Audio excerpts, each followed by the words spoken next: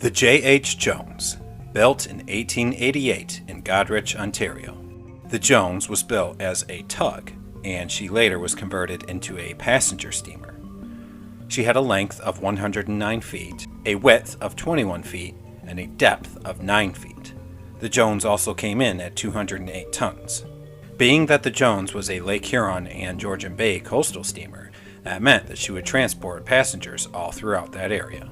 After her completion in Goderich, Ontario in 1888 for the James Clark and Company, she was later acquired by the Crawford Tug Company. From what I could see, the J.H. Jones had a very good run for her lifetime, all throughout Lake Huron and the Georgian Bay. She could also carry a crew of around 13 to possibly 15 at a time, and carry around 17 to possibly 20 passengers at a time.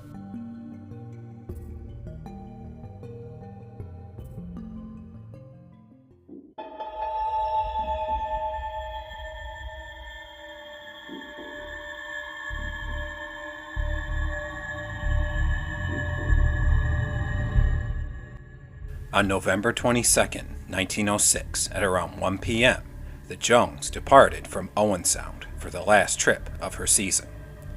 She was fully loaded with winter supplies of kerosene and staples. The Jones's destination was Lion's Head and Tobermory and North Shore. This was to collect the fish boxes from the various fishing stations all throughout there. The weather for the day was not exactly great. It began with storms and very heavy seas. These were being stirred up on the open sections of the Georgian Bay. Some time after departing, the Jones became overwhelmed and foundered in the huge storm. These waves were being built up over some 65 miles of open water. I can only surmise that the winds reached gusts of around 50 to 60, possibly even 70 miles an hour.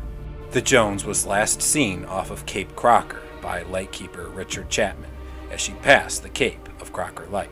He said that she was having trouble in these treacherous conditions, which was obviously caused by the severe weather during that storm.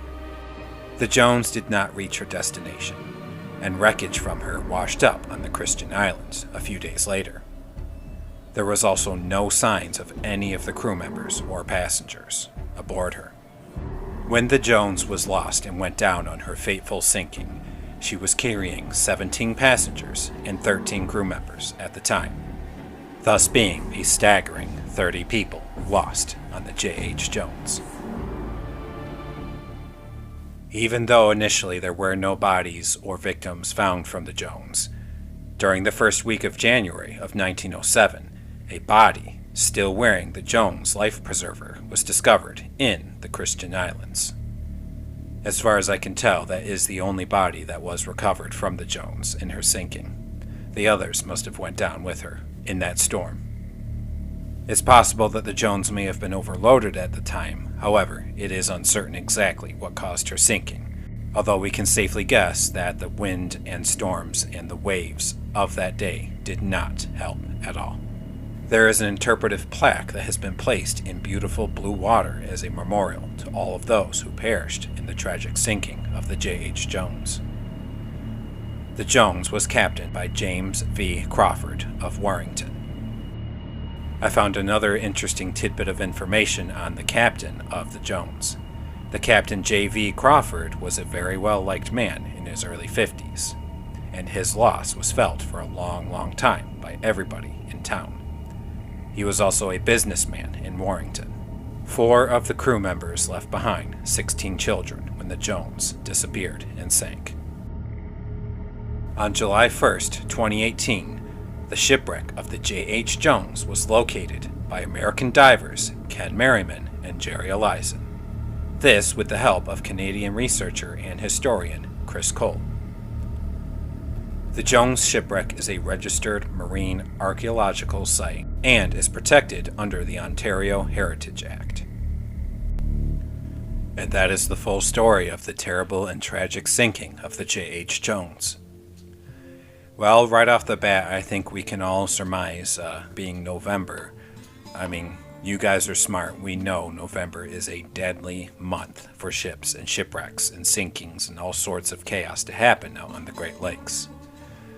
And particularly all these ships that I cover and, reveal their stories and details way back when, November, December, January. These months are they're just terrible. They caused so many of these destructive sinkings and collisions and explosions, and it's just sad. A lot of the times this feels a bit like repeat history, but it's not. This just was something, people did what they had to do back then, and it just is.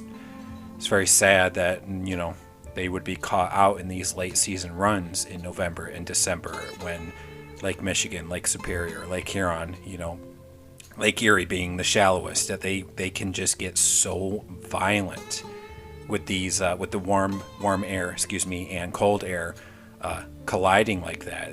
The swells and the whitecaps and the winds, I've felt them myself, and every time, I'm telling you guys, every time I feel these winds come around fall time and stuff, especially when we're having some vacations by the Great Lakes, I can only imagine in my head, like, boy almighty, what, this is bad enough on land, how would it feel out on the lake right now? Just incredible. And I have to commend the courage for these men and women of every story, of every ship that I cover on here that unfortunately doesn't make it, that, bravery and courage and just doing what they have to get through and survive. So, but yeah, that will do it on the story of the J.H. Jones. Definitely check out the websites that linked in the descriptions below.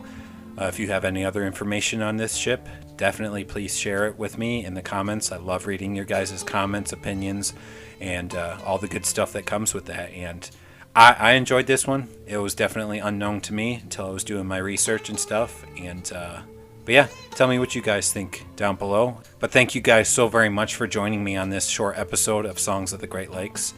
I wish you all well, and I hope you're doing all well. With this springtime, the weather's gorgeous. Get out there, enjoy it, go see some lake stuff. And until next time, God bless you all.